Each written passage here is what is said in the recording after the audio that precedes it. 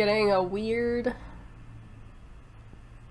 message trying to launch the application, and it's all in Greek or something. Maybe Russian, I don't know, I can't read it.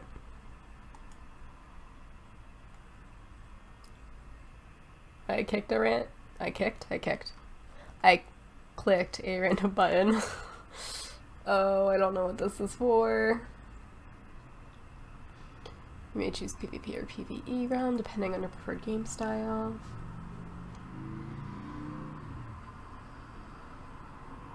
I don't really like PvP, so I guess I'll try PvE. So, via KEYMAILER, hence my theme, I was offered, they reached out to me, and this company offered me a free starter pack, which I'm assuming you would normally have to purchase for real money in the game. But they offered me a starter pack for a free-to-play game. And that game is Spehere 3 Enchanted World, I think is the full game title. Spehere 3 Enchanted World is, according to KEYMAILER, listed as action, free-to-play, massively multiplayer, and RPG. Both publisher and developer, Nikita Online. It was released January 31st, 2018. My official hashtag is Spehere3.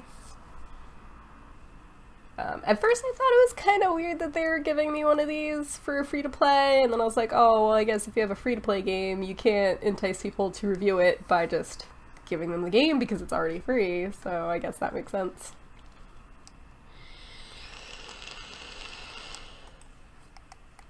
I'm a little freaked out that, like, launching the game gave me a weird little, like, window that had 3 clickable options and none of it was written in English.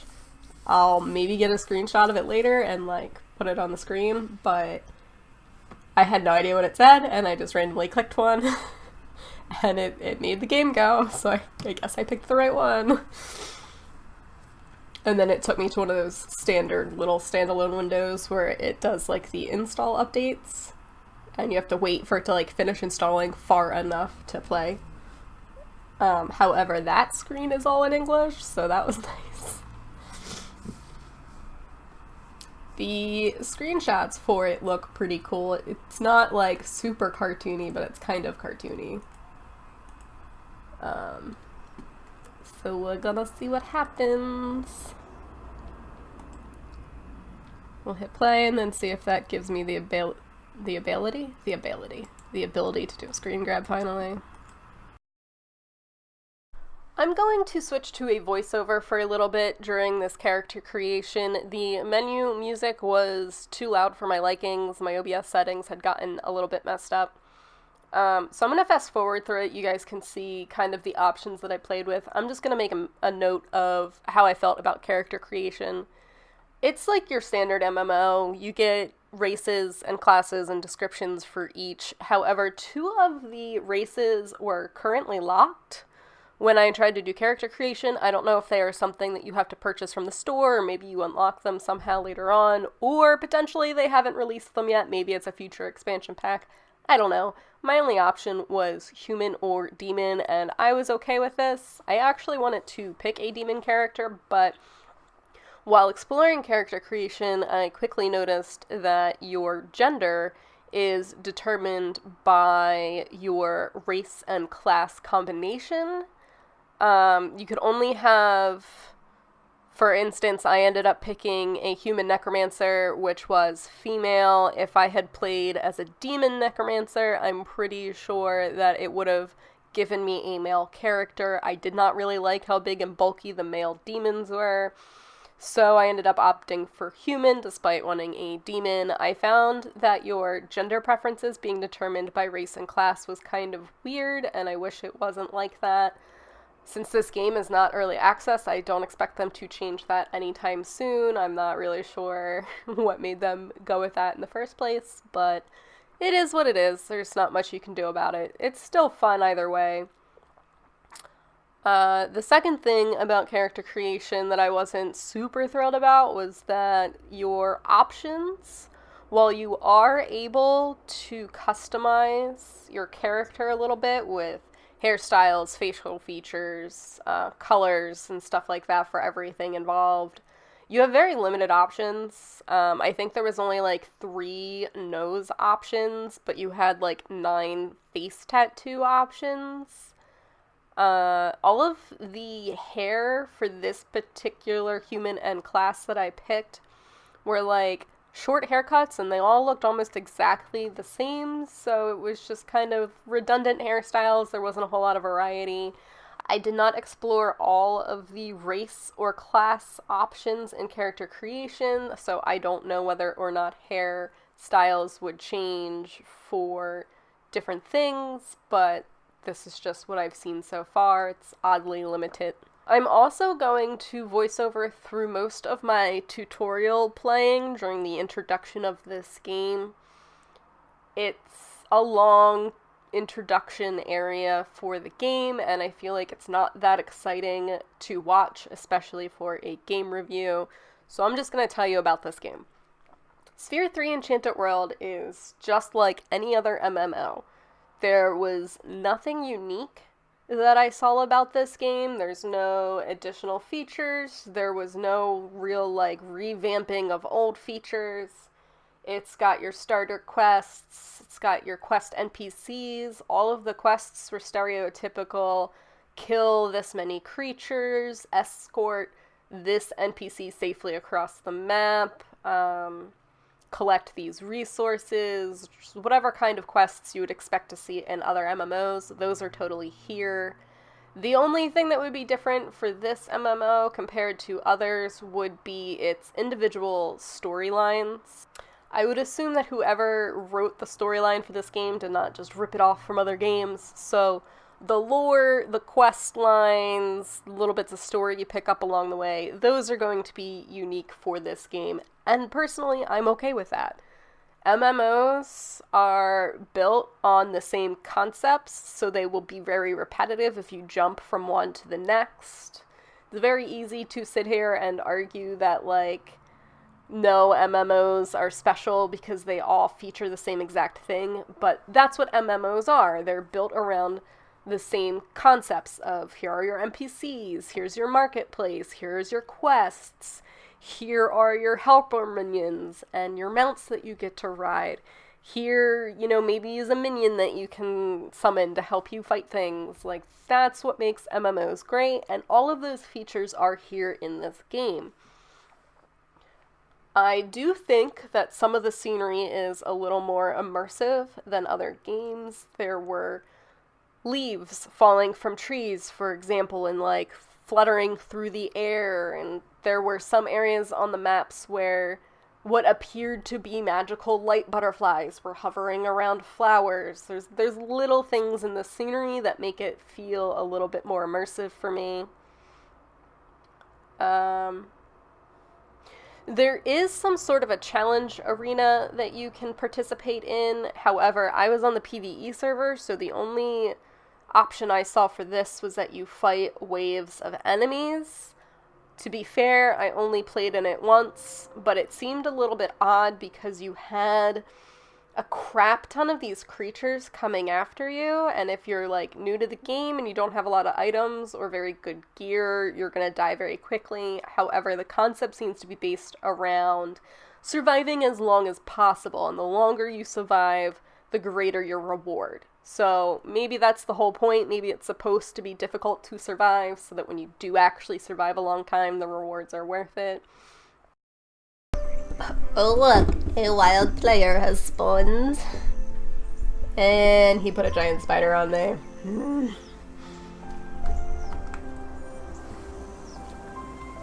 Okay, I think I'm supposed to go this way.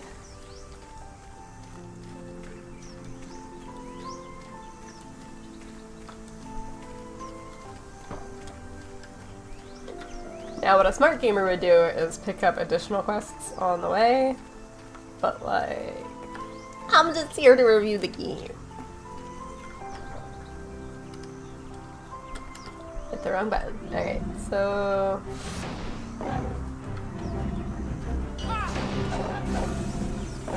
Is that a guard?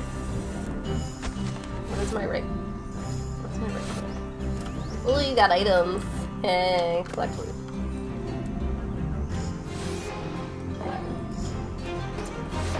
This is an interesting attack system. It's kind of clicking and firing.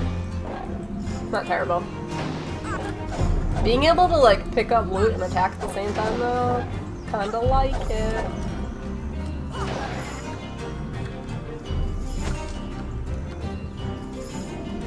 Kill a couple extras because why not? Oh, do the youngs not work? I don't think the youngs count. It only wants me to kill the adult shush pants. Shush pants.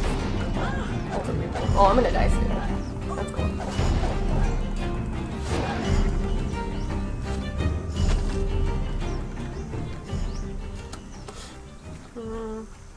Oh, I was like, where is my health bar? But like most games, it's right up there.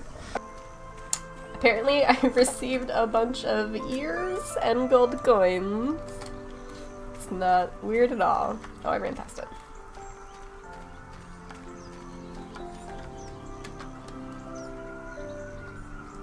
What I will say about this whole text interface right here, how it's popping up here for me to read, I like that a lot better than the text boxes that other games give you, because when it's tiny text in these giant paragraphs in a box on the screen, I don't like it.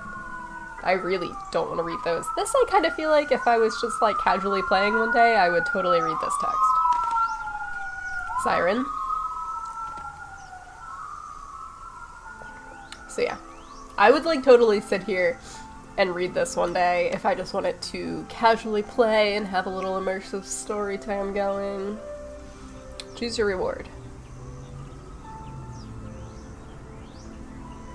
These are class specific, so I at least don't have to worry about which one I'm picking.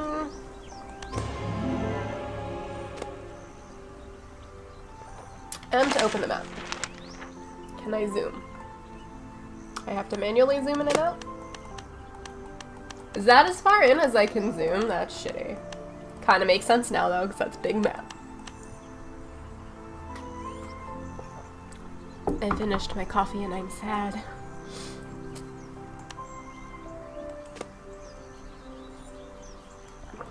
Found the food merchant. Didn't I just like pass him 2 seconds ago? Yeah, because he's right there. Steak. Right click an item icon to buy it from the merchant.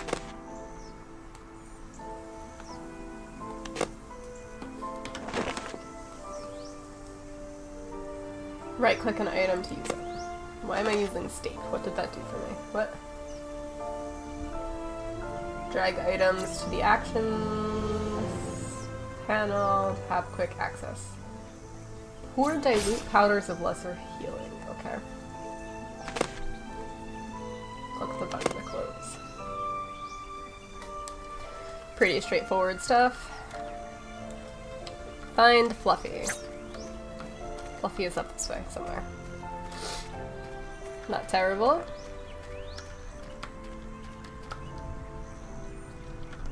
I like that the scenery seems a little more, I guess you could say, immersive. A lot of games would have these giant flowers just kind of chilling there and not doing anything. These ones are actually moving a little, you know? Makes it seem a little more realistic. I also forgot to look at my graphics.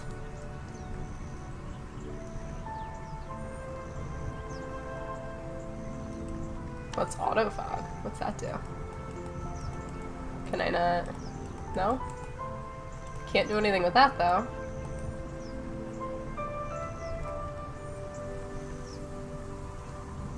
Alright, there's not a lot of graphic options. My frame rates are above 50 though. Mostly. Close camera? I don't know what that is. So they don't really have intense graphic options, so I guess this is about as good as it gets. Maybe on, like, the launching screen. Maybe you could adjust it more. I don't know yet. Just murder some of you guys. Why not?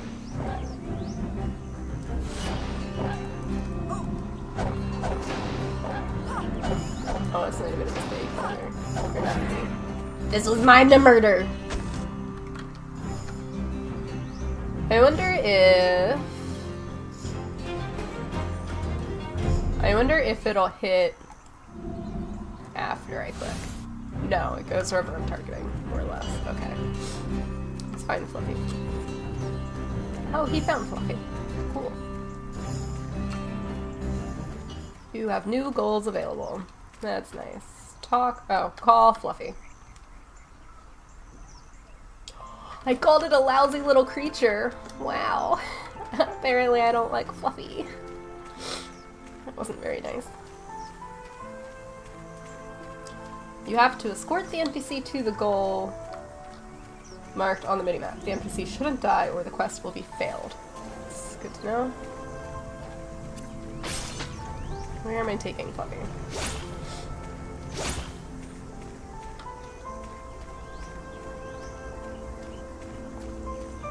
Who's taking Fluffy? Is it the mayor? Guess the mayor is. That was weird. Last pet. Let's just finish.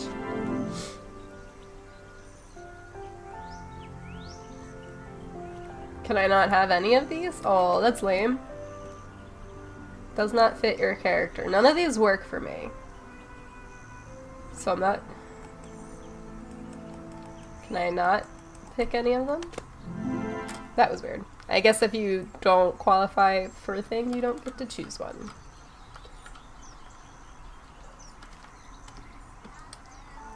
Yeah, you already told me that. Collect medicinal herbs. You know what? How many exclamation points do we got? What else can I pick up? Let's multitask.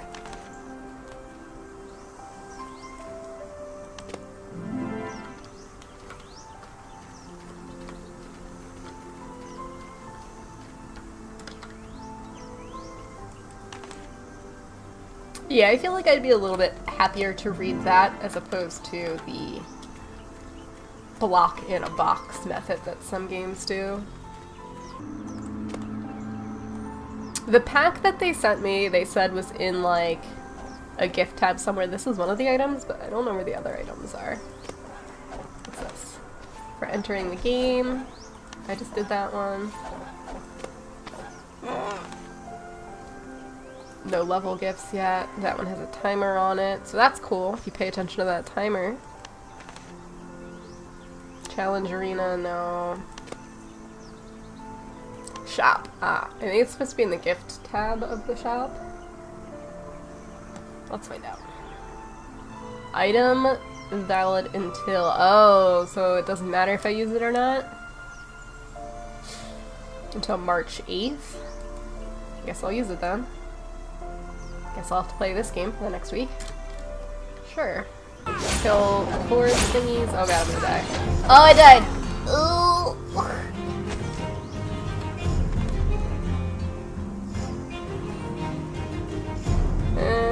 I mean, you don't speak English, dude. I guess. I don't know. I'm in a group now. And I died. They felt so bad that I died. They were like, here, join my group. Do I not have a short key? P. Why is the character button? Character button. Why is the character button a P? Why? I like how it says, if you replace this item, I can't mouse over to it without it going away. If you replace this item, the following changes will occur, and then it tells you like what the new stats are.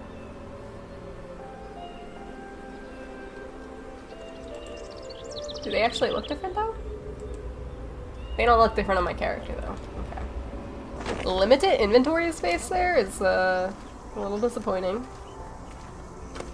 I get it, but it's kind of a sad inventory amount. Oh, there's an auto run button. Press the R key. My poor mummy is just like all the way back there. Thoughts so far on this game? Nothing unique yet that I have discovered. Not that I've gotten very far into it. It's like any other game of its type. The only unique thing so far, and maybe it's just because I haven't played all of the games, but the one unique standalone factor so far is that your gender is decided according to the class that you want to play. I should say your race and class combo, because the human-demon things alternated. It depended if you were human or demon, what class would make your gender. I've never seen a game force your gender according to the race and the class that you want to play, so that was a little bit weird. Maybe it fits into their lore, maybe they have valid story reasons for that, but like, I didn't read any of it, so I don't know. Nothing unique yet, but it isn't free to play, so you're not gonna lose anything by giving it a try. It is a fun game that you can play with friends if you want it, or if you're like a streamer, like I am, this could be a really good like theme to do like sub night where you play a game with your subscribers or your followers in general. This could totally be that game. It's not overly demanding to play it. So you could totally fold this into your gimmick somehow of sub nights.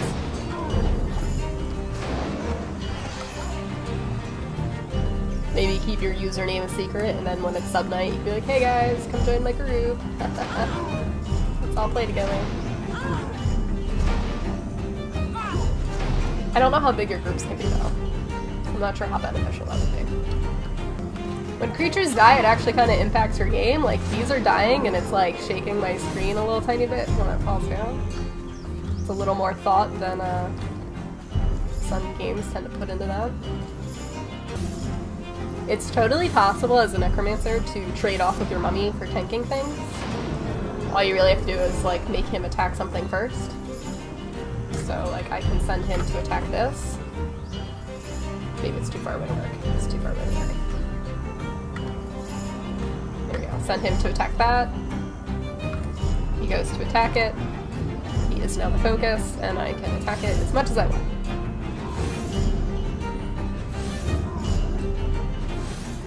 So you can totally avoid dying all the time if you just alternate your tanking with your summoned mummy.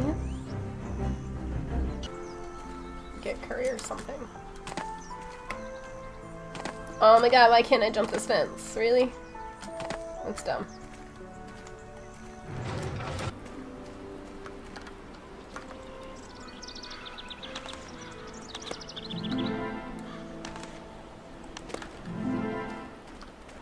All the quests. Give me 1,000,000 quests, please.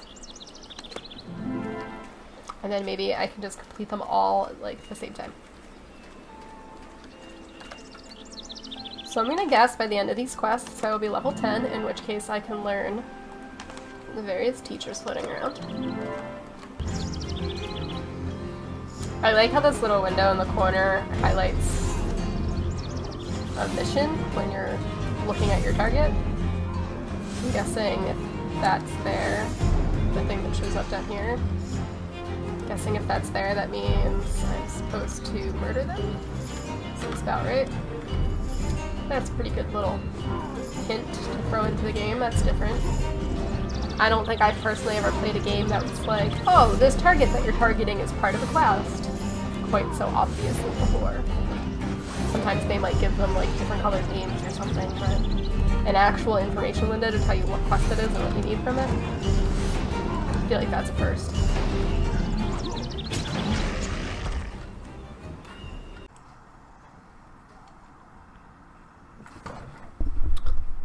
So I learned if you take a break long enough to like go make dinner and eat it, your game will totally idle you out and log you out. Now I have to relaunch.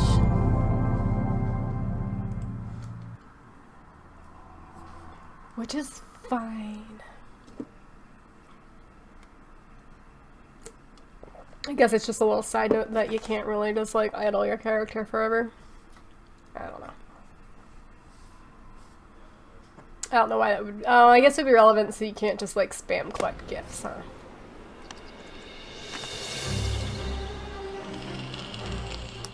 So those little, like, timed gift options. I guess this way you can't just farm one out while you're sleeping. Clever, clever game devs. I see what you did there. I don't know if I'm annoyed or excited with how often I get new gear. Because at least I'm consistently getting, like, better stats. But then I'm constantly swapping out my gear.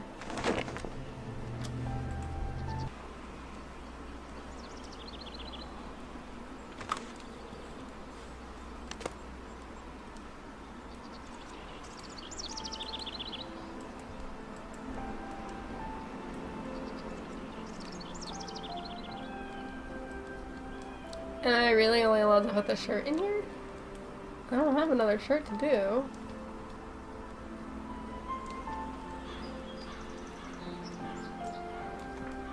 Or you want me to do the weapon?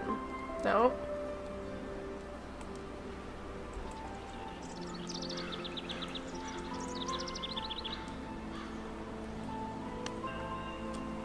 Oh. Zooming in and out with your mouse wheel is reversed. That's awkward.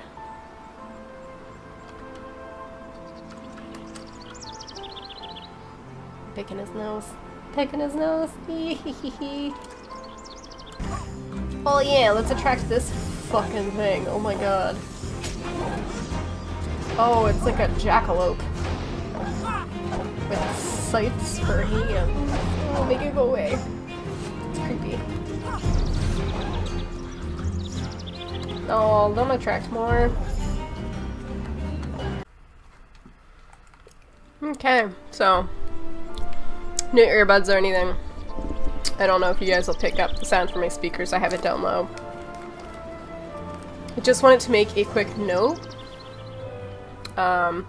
This is the following day from when I first played Spehere 3, and I noticed that there's this annoyance if I'm like running somewhere and I want to open my inventory, and I feel like a lot of people do that in games like this. If I'm running somewhere and I open my inventory, it defaults to the cursor mode that your tab key gives you so that you stop targeting, which is like what this is right here. This is the cursor mode. If I hit tab, it puts me back into like this target thing. But if I'm running and I have auto run on or something and I open up my inventory, it defaults me to this cursor here. And after I close the inventory again, it keeps you on this default cursor mode. So if you're not particularly paying attention and you're used to other games that make this interface a little bit easier to get back and forth out of, if you're auto-running and you close the inventory, you're suddenly like, oh, why can't my character move?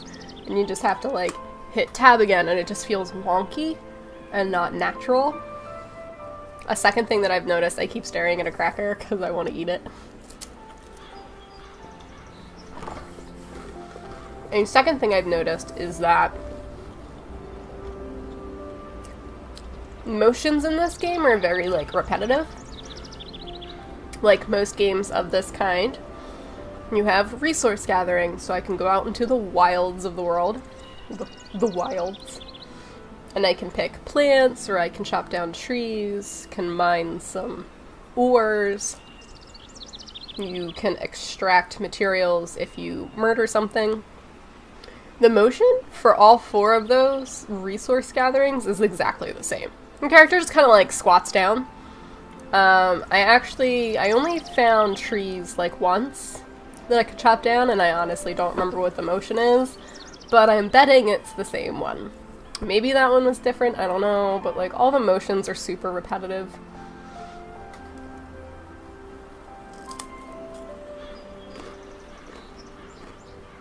Eating a cracker while recording a review. So pro. I'm so pro.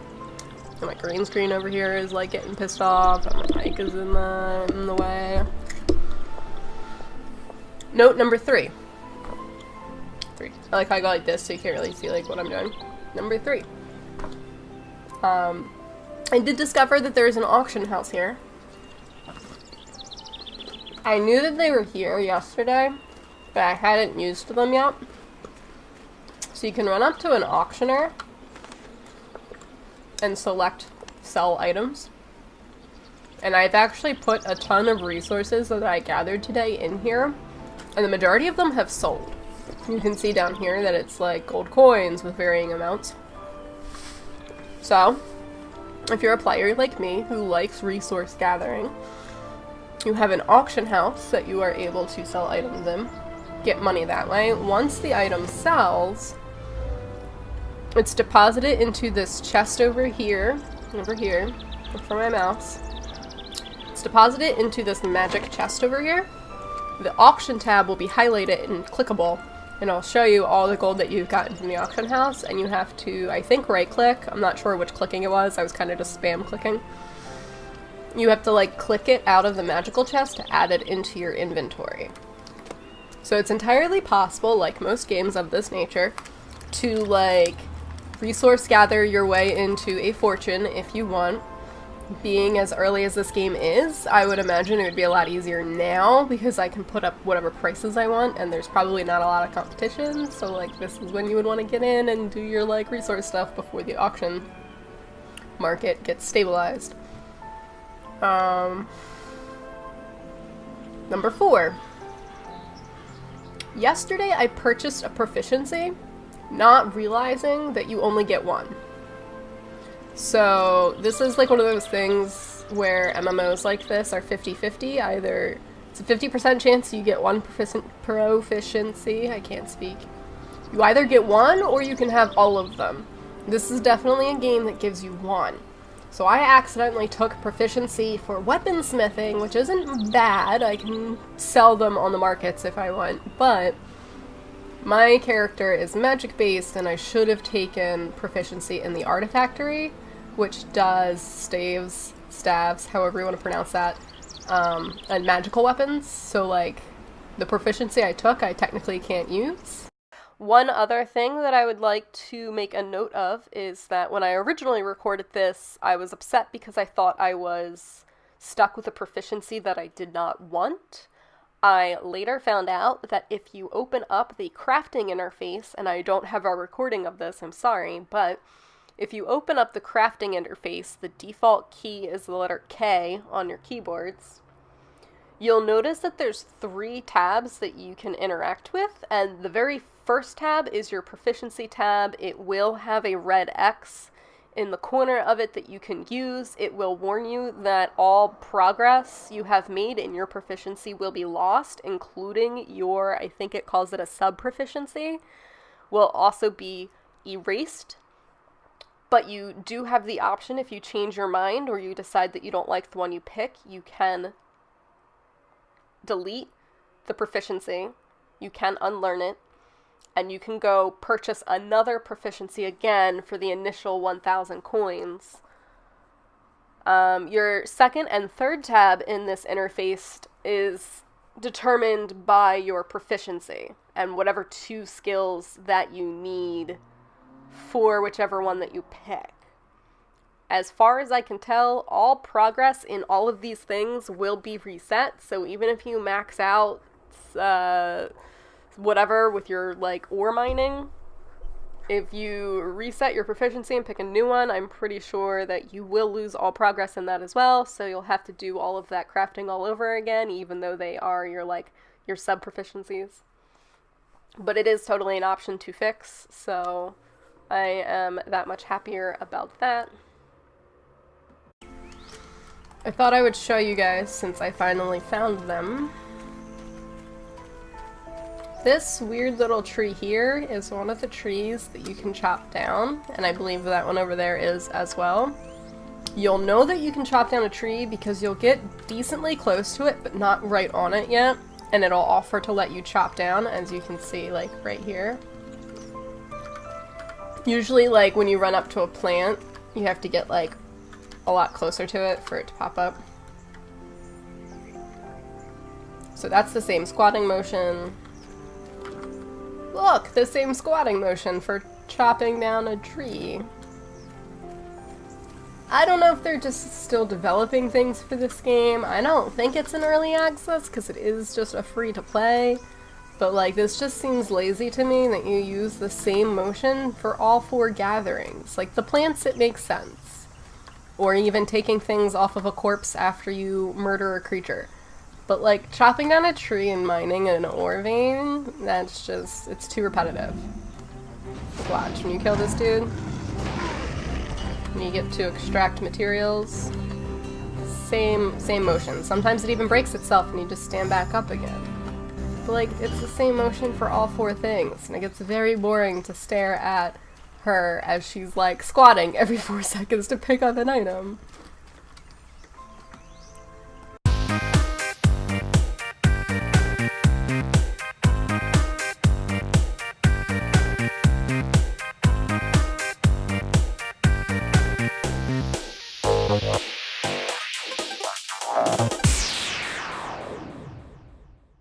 Kill all the bunnies. I'm a nice person. Alright, my test recording was not terrible, so we do things now.